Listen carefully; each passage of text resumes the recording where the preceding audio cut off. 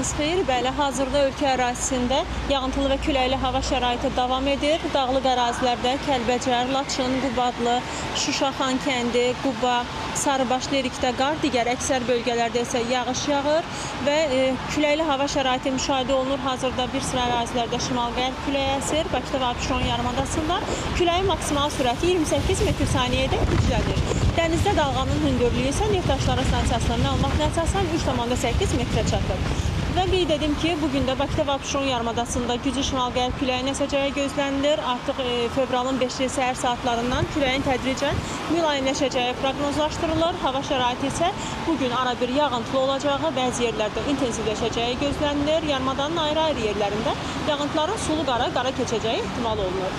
Fevralın 5-də isə hava şəraiti dəyişkən buludlu olacaq, əsasən yağmursuz keçəcək. Lakin səhər və axşam saatlarında yarımadanın bəzi yerlərində az yağıntılı olacağı ehtimal olunur. Havanın maksimal temperaturu 2-4 dərəcə isti olacaq.